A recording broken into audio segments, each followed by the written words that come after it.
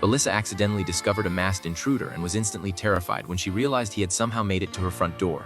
Since the door wasn't locked, the intruder entered without any effort.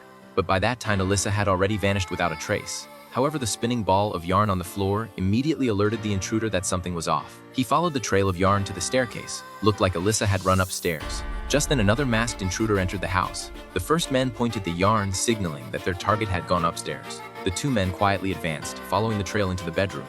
They assumed she was hiding under the bed, but when they lifted the sheets, nothing. They searched the room with no luck until one of them noticed movement behind the bathroom curtain. He raised his hammer and slowly approached. What he didn't know was that Alyssa had been waiting for him. She unleashed a homemade flamethrower, catching the intruder completely off guard.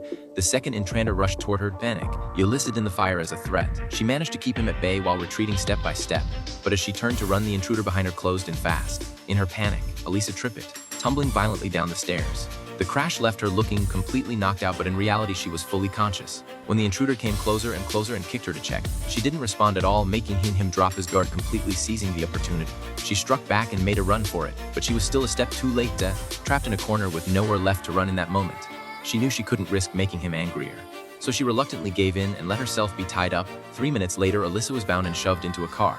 Just as the intruders were about to drive off and report back, a police car suddenly began following them. Turned out the car they stole had already been reported, which caught the attention of the police. The intruders had no choice but to pull over. But these guys weren't about to go down without a fight. They prepared to battle it out with the cops. Meanwhile, Alyssa seized the moment and ran. She had no intention of sticking around to get caught in the crossfire.